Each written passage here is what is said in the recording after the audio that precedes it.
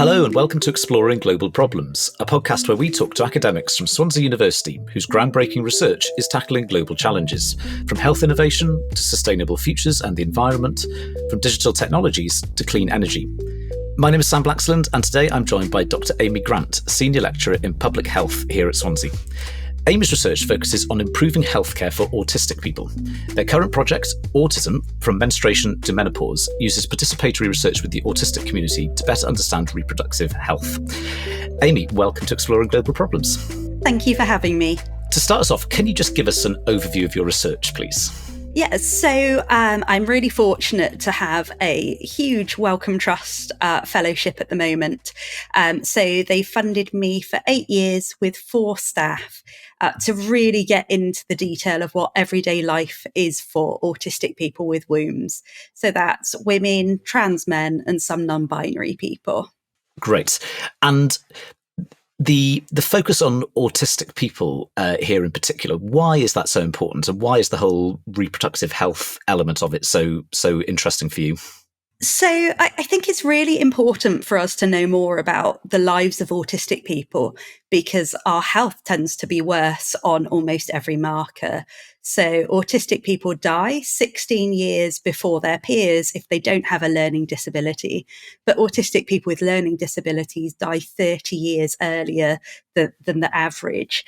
And at the moment, most research on autism is focused on children who have autism, and it's really influenced by their parents and their parents' expectations.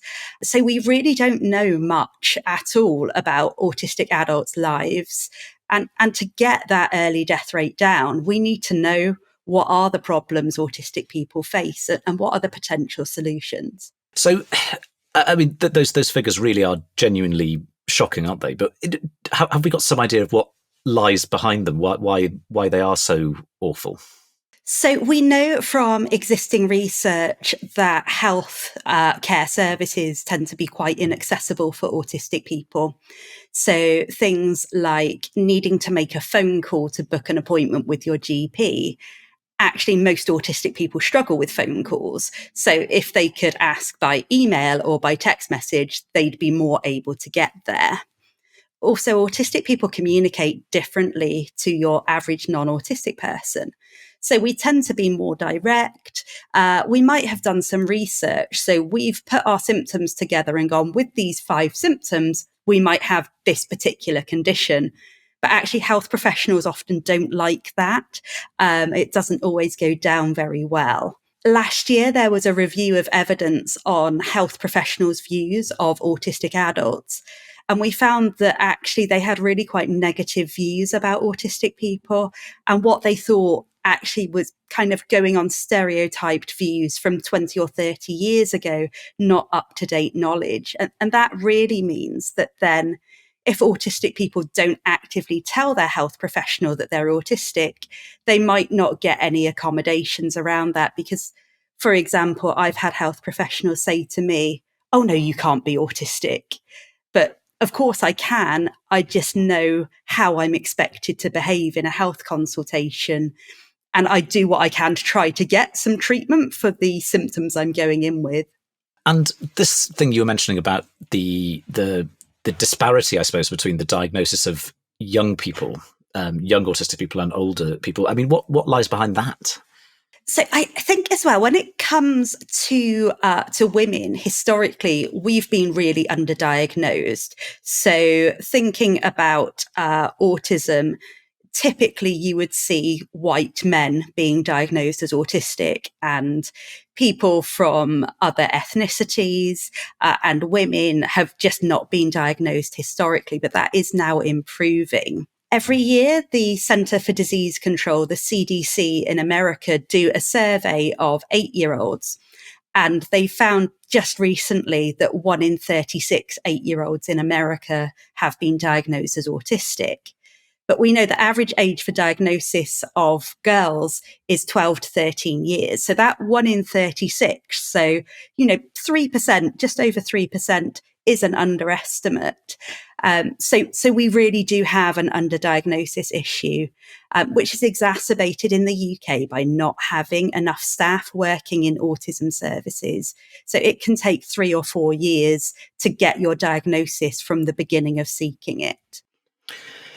Now, I think, as we might come on to talk about, a lot of people use terminology incorrectly when it comes to autism, but also they think they understand things about it, but perhaps they don't. If you were to characterize what having autism involves, just for people perhaps who might misunderstand, or just to give a little bit of context to this discussion, what would you say? I mean, what are some of the typical characteristics of someone with autism? So if we look at outdated medical model language, they would say that we had deficits in communication and in social relationships and in sensory processing. And I wouldn't disagree that there are differences with any of those 3 areas. But if we're looking at autism from a more neurodiversity affirming perspective, so that's saying that just because we have different brains, it doesn't mean they're worse, then we tend to focus on 2 areas. So autistic communication tends to be different. So we don't tend to do small talk. So, for example, if I'm meeting up with a close friend, we will just get straight into the meat of a discussion, and there's no how's the weather and, like, how is your dog or whatever. It's straight into, oh my God, did you see that thing? And it's, about some really big social issue. So our communication is kind of quite direct. We might not pick up on nuances. So something that does impact autistic people in healthcare is, and particularly when they've just had a baby, you might be asked, how is everything? And you know that the standard response expected to that question is fine or okay. But actually at that point in that healthcare consultation, it means, are you bleeding too much? Are you being able to feed the baby okay? Are you in any significant pain? And we can sometimes not pick up on those nuances that non-autistic people do. And the second really big difference is around sensory processing. So I think in general, most autistic people will have different sensory processing to non-autistic people. And we can think about the kind of the standard 5 senses: the smell, the touch, the taste, hearing. And with those, autistic people often experience them either as too much or too little. And that can be really dysregulating. So for me personally, the world is nearly always too bright. There is nearly always too much stuff around me. So I have some dark glasses. They have a pink tint to them, like Elton John, but they also have quite a grey, smoky lens as well. So they're too dark for me to be able to drive in legally, but they make the world feel a lot better. And also it might be, for example, something quite common with autistic children is labels in clothes can drive them to distraction, or school uniform trousers can feel uncomfortably scratchy. So, we're thinking about, we have these differences, but like with my glasses, the world is okay. With taking labels out of clothes, that child will not be driven mental and be scratching a hole in their neck from trying to get the label to stop itching. So we have these differences, and the Equality Act says that we need to have reasonable accommodations made. So, for example, an autistic child might have an accommodation that they can wear tracksuit bottoms instead of school trousers, so they're softer on their skin and less dysregulating. So communication and the sensory world are really where we find differences. That's really helpful and useful as well, and hopefully that will ground some of the discussion that we go on to have. Just in terms of terms and terminology as well, I know that you're very keen that when we discuss the subject, we use the right terms and the right sort of wording. And I've looked at some of the things that we should and shouldn't say, and I'll hold my hands up and say that I think I've in the past talked about the autism spectrum in an incorrect way, for example. But what else should we be avoiding, or how should we be phrasing our language? So most of the autistic community prefer to be called an autistic person. So the reason that we put autism before person, which is known as identity first language, is that being autistic is an integral part of ourselves. So we can't ever change that. Something that is sometimes incorrectly believed is that people become autistic. And that's probably from all of the misinformation about the MMR vaccine, back 20 years ago. But people still think that people become autistic age 2 and onwards. But actually, you're either born autistic or you're not. And the way that autistic people's symptoms, as it may be considered, come to light are because the environment around them doesn't meet their needs. So then their behavior starts changing because they're dysregulated. So when we're talking about autism, I would always say that unless somebody tells you differently, you would refer to the person as being autistic or an autistic person. And we have moved away from some older diagnostic categories.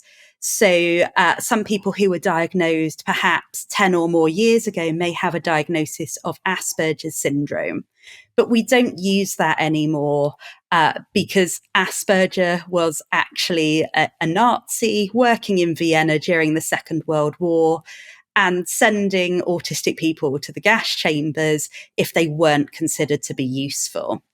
The autistic people he considered to be useful for society, he gave his own name to. So they became Asperger's syndrome cases rather than autism cases. But these days, the autistic community, they want to come together, and autistic people who have the privilege and the power of speaking and having a platform do try to then raise the profile and the needs of autistic people that might not have that platform by sharing this common label. Well, I'm a historian and I've learned something there about Asperger's, so that's fascinating. Can you tell us a bit more about your work on pregnancy and parenting? Yes. So most of my postdoctoral work, so since about 2013, has focused on pregnancy and infant feeding. And when I was diagnosed as autistic myself in 2019, it led me then to think, well, what do we know about autistic people's experiences?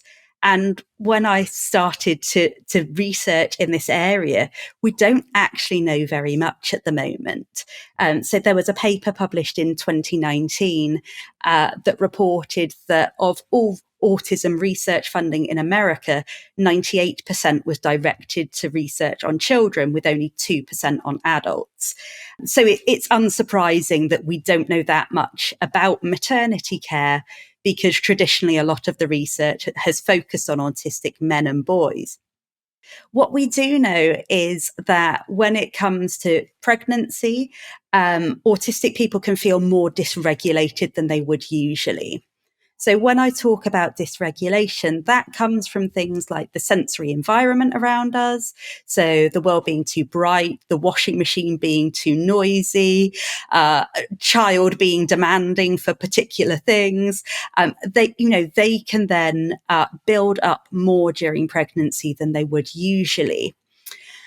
When it comes to birth, we know that autistic people often don't have their needs respected.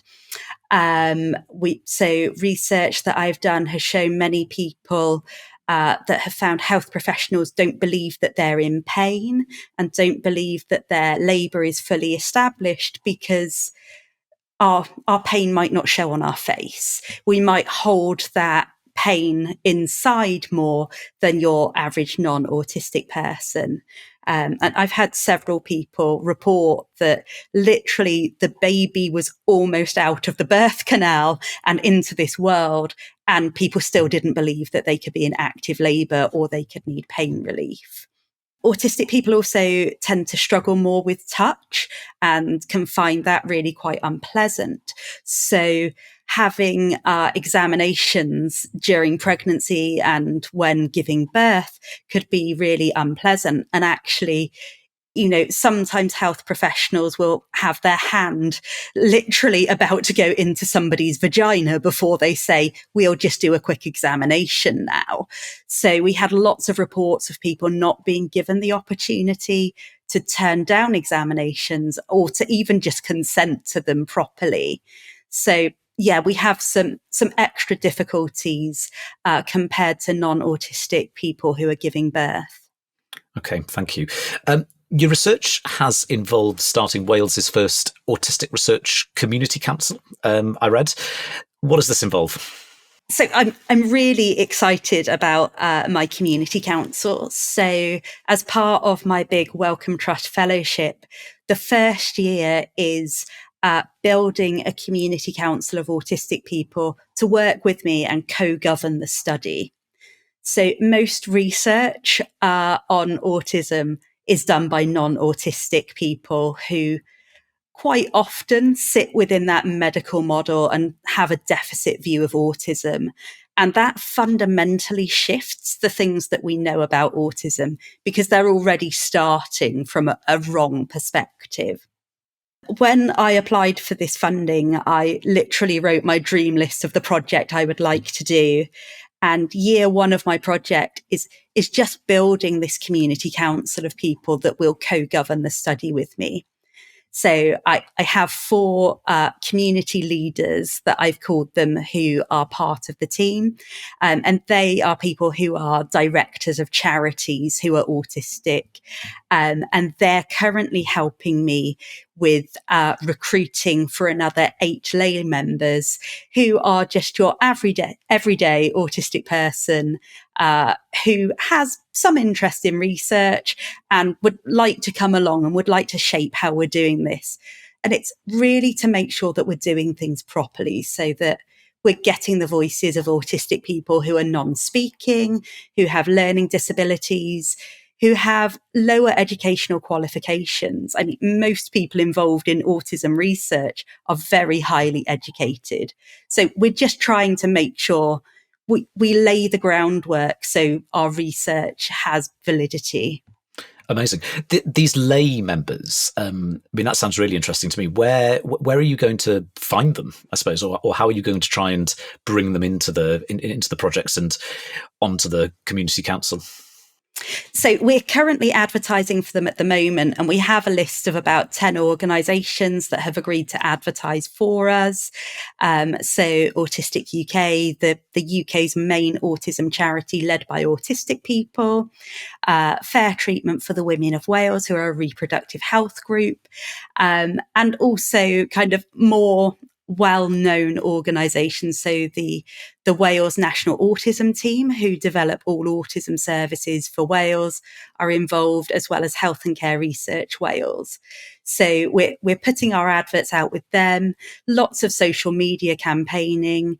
At the moment, we haven't had as many applicants from people who are young. So one of our categories are 16 to 21-year-olds.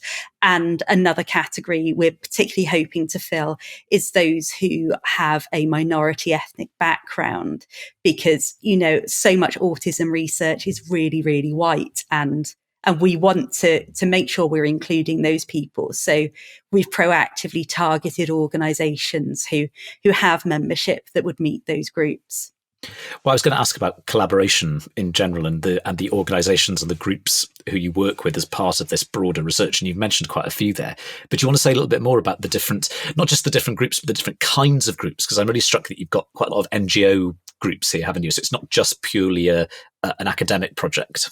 Yes, absolutely. I think the way that I start any research project is I go, who are the people I'd really like around the table? And then I just send them kind of slightly groveling, begging letters telling them how brilliant I think they are.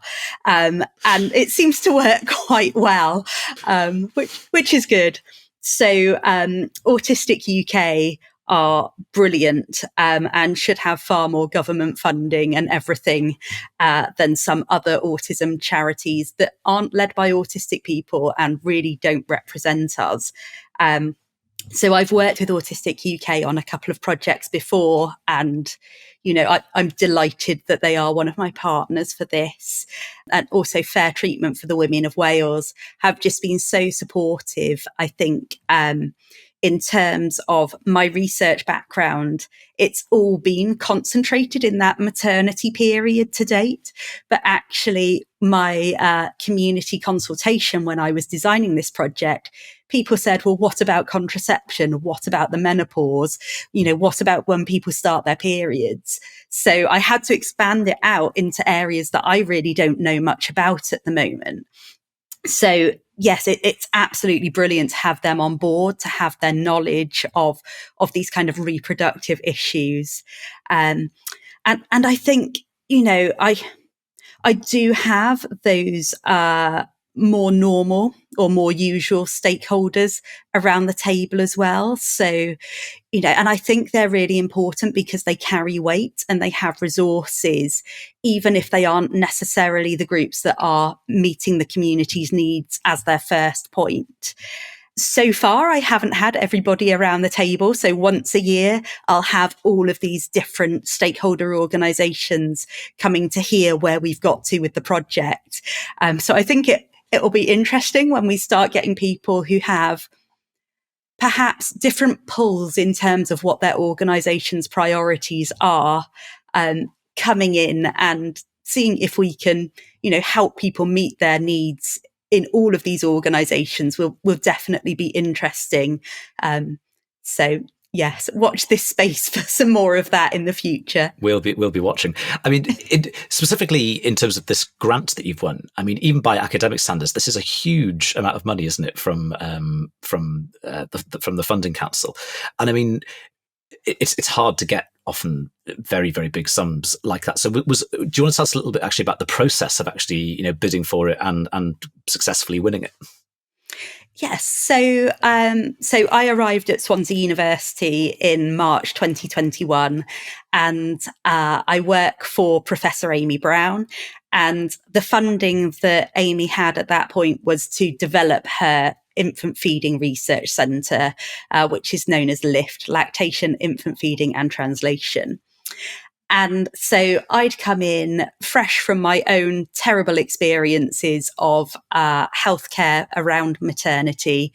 And, I thought this is the time where I can actually do some work on autism and infant feeding. So I had quite an open remit. I just needed to try and bring some funding in. So initially, I applied for some smaller pots of money to start this programme of research, whilst also applying for some more traditional pots of money for work that I was more well known for, and being successful with a few UKRI grants. And then I kind of thought, if I'm applying for fellowships, it was the last year that I could apply for an early career fellowship. And I just thought, I've got to put in what I really want to do, So I applied for the Early Career Fellowship from Health and Care Research Wales at the same time as the Wellcome Mid-Career Fellowship, and fortunately had interviews for both. Immediately after my Wellcome Trust interview, I found out that I didn't get the Early Career Fellowship from Health and Care Research Wales. So it was really lucky I found that out afterwards, so it didn't put me off in that interview. But I actually found the application process for the Wellcome Trust was less burdensome than the Early Career Health and Care Research Wales Fellowship. So they just recently completely redesigned their fellowship funding. So they now only have 3 different fellowships they offer instead of around 10 before, and they streamlined their application form. So actually, it really wasn't too painful to complete and seemed to be asking the questions in a way that it was easy to show the strengths of the project. So as well as the application form, I had to send in. So when I was invited for interview, I had to send in more detailed information on the costs that I'd asked for. And that went backwards and forwards for a few weeks. And the interview was, I think there was maybe a panel of about 10 or 12 people, but primarily 2 people asking the questions. And actually, it was a really nice interview. It felt like none of the questions were too painful, apart from one where I thought, oh my God, I haven't actually designed anything around theory in this project, and I absolutely must. But apart from that, everything felt quite easy. And I think perhaps it goes to show that designing the project that really fit with me and my experience worked really well here. And I think that's something that you're told to do with fellowship applications. But sometimes there are other kind of competing priorities that mean that you don't have the luxury of putting in what you'd really like to do. So I think this just worked out well for me. It just happened to be at the right time, really. That's great, and it's good to hear about Aimee as well, who we've had on here before. We've interviewed her. She's a friend of the podcast, so it's good that you're working with her. It's obviously a strength at Swansea, this area, which is obviously a very, very important research kind of field. Aimee, a couple of times you've talked about quite frankly about your personal circumstances and how they've shaped the focus of your research. But I wondered if you could tell us a bit more. And I'm really struck by the fact that you were obviously working in this area, but you mentioned about being diagnosed only in 2019. So I wondered, I suppose, if having that diagnosis changed the way that you approach the topic or changed your perspective on the research? Yes. So I should probably say that before I did my undergraduate degree, which I did as a mature student, I worked as a care support worker for autistic people living in 24-hour residential care. And the training that I had to do that job, the way that autistic people were talked about meant that there was no way that I could understand that I was an autistic person, because so much of it was framed as a deficit rather than a difference. And so I had that background already. And then it was so I was diagnosed as dyslexic during my undergraduate degree. And the only reason I got diagnosed was because I was poor and I heard you got a free computer if you had your diagnosis. So when a colleague said to me, I'm sure you're dyslexic as well, she was dyslexic, I went and had the assessment, and the assessor said to me, we can say that you're dyslexic, but you don't have to have the label. You know, it will be with you for life if I give you this letter. And I was like, yeah, that's fine. It doesn't bother me at all. And I'll get my free computer, which is so terrible in hindsight.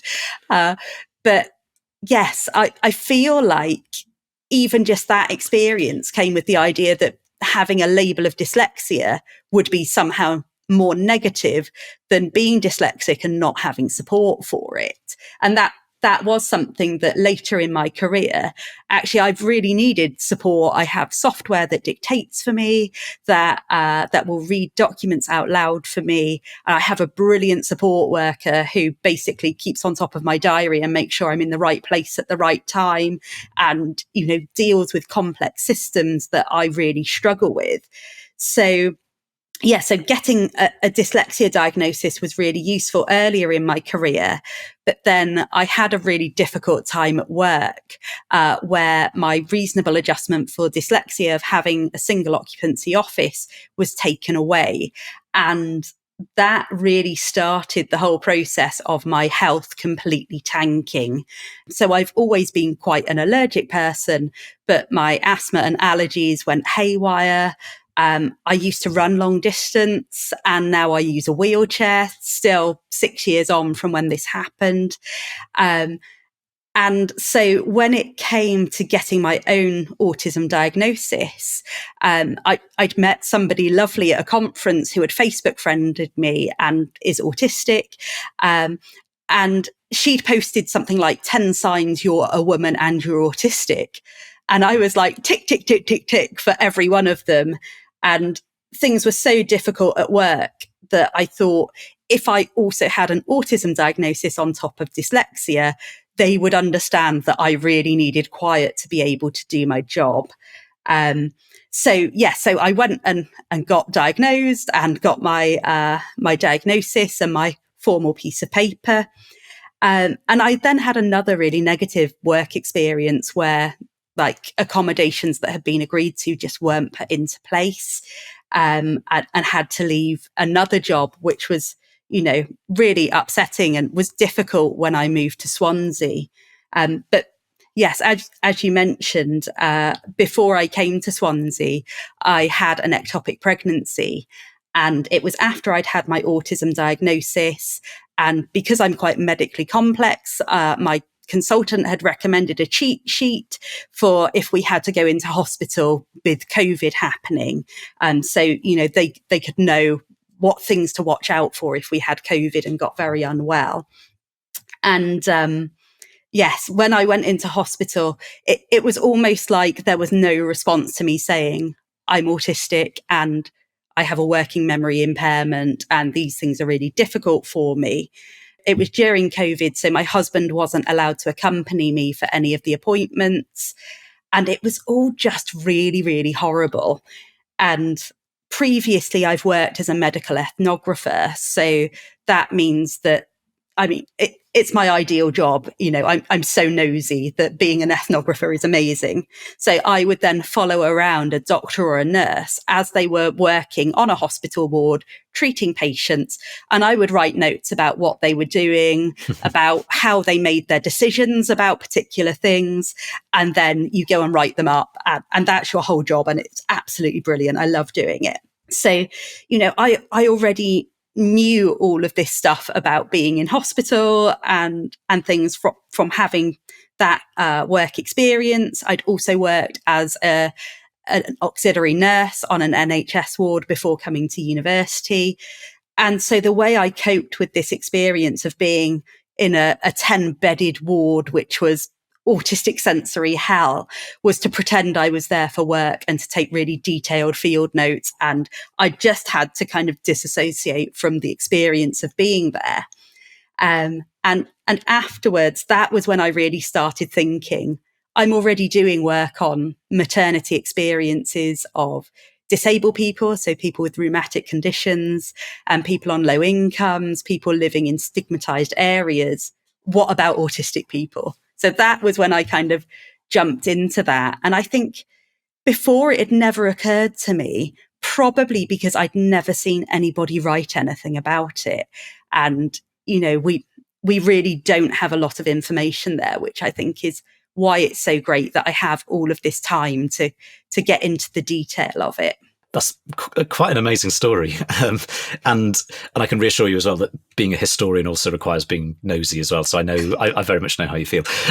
In terms of the outcomes of your research, what are you hoping some of the major outputs will be? Because I know you've got quite ambitious ideas for it, don't you? Yes. So the first 6 years of the study, so it's an 8-year project, will involve setting up the community council to run it with me.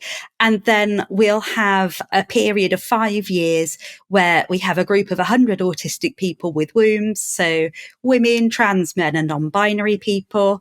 And we will interview them about every 6 months just to find out a bit about their background, of their reproductive health experiences.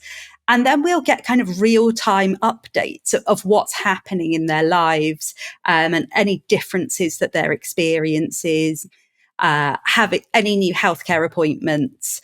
And by the end of that, I think we'll know so much more about barriers and facilitators to good reproductive healthcare for autistic people.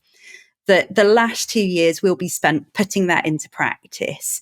So we'll be working with groups like Autistic Doctors International, the Autistic Health Research Network, Maternity and Autism Research Group, and seeing, once we've got clinicians around the table who are also autistic, and we've got that patient experience, what we can do to bring it together, but also something that's easy for healthcare professionals to use, that doesn't cost too much money, because we know the NHS doesn't have too much money, and that doesn't take too much time. So, we're really looking for the moon on a stick, but we've got a lot of time. So I think we should be able to get something, that's useful on both sides. So it supports the clinician as well as the patient. The phrase that jumped out at me when I was reading about your work was autism-friendly resources as well, in terms of these long-term aims. So, are you thinking about anything very specifically at this stage, or is it still quite open-ended? So, following on from some research that I did last year, I have a pot of money to work with some charities. So, with Autistic Parents UK, again, who are a lovely charity, entirely volunteer led, and Autistic UK, to develop some resources around kind of what pregnancy is like, what birth is like, and then that early postnatal time. So, I'm currently working with those groups who are developing short videos for me on particular topics that, would usually be covered in antenatal classes, but antenatal classes aren't always very accessible for autistic people. So we'll be having a suite of videos, probably around 100 videos, that will go up on the Swansea University website late this summer or perhaps into the autumn. So we'll have some there that should be really helpful for autistic people who are going through that kind of maternity journey, but also their partners, family and friends, and the health professionals, I think, could probably, learn more about autistic experiences from them as well. So, I think as we go along, I'll be trying to do what I can to develop more of these things, just to make life that little bit easier for autistic people as we go through the project. You've got a Facebook group as well, haven't you, where you discuss some of these issues? Yes. So I decided that I really needed to start sharing some of this research wider than my own Facebook profile. So I set up a group called Dr Aimee Grant Autism from Menstruation to Menopause. And it's only been a few months and we already have over 100 people in the group. And as well as posting my own research, I share things from other autistic self-advocates. So particularly trying to think about people that are in marginalised groups that might not otherwise get an audience. So, for example, people who are non-speaking and autistic often get dismissed as though they have no intelligence because they can't verbally express their thoughts, when actually they can say plenty if you give them an accessible communication style. So so we have that group at the moment, which is open to anybody. And I'm also developing a private group that's open to autistic people with wombs. So most women, trans men, some non-binary people. And there we'll be kind of thinking about the research project's findings, but also doing some education around, how to critically review a research paper, because so much research about autistic people has quite significant flaws. But actually, when you read that newspaper headline, it could make you feel really bad about yourself without knowing that research was asking the wrong questions to start with. So, we'll be doing that community education as well as kind of trying to raise the profile of the issue more broadly. Great. Now, if people are listening to this and thinking, this is great stuff, this is important work, and actually they might be autistic people who are listening to this, and they want to actually get into this line of work and do this kind of research, what advice would you give them? So I've written a blog for the Employment Autism website, which talks about how autistic people can excel at being researchers and the steps that you might take to become a researcher yourself.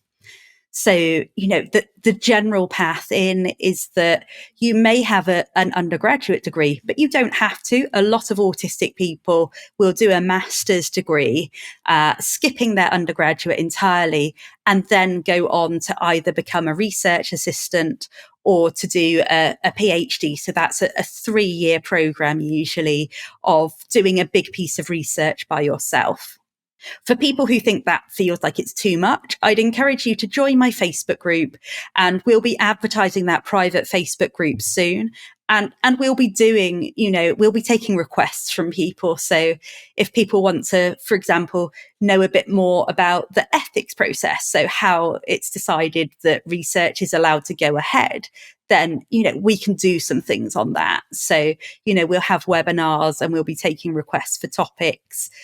Great. Well, Aimee, it's been a really fascinating conversation. I've learnt loads, so thank you very much for sharing all the information, including all the personal stuff as well, which I think has really shone a unique light onto everything. So thanks. Thank you for having me. If you want to find out more about Aimee's research, you can visit their staff profile page on Swansea University's website, or their Facebook page, which we were just talking about, which is Dr Aimee Grant Autism from Menstruation to Menopause. To find out more about this podcast and Swansea University's research, visit swansea.ac.uk/research. That's all from us today. Thanks for listening, and thank you once again to my guest, Dr Aimee Grant. If you've enjoyed this episode, please follow us. I'm Sam Blaxland, and that was Exploring Global Problems from Swansea University.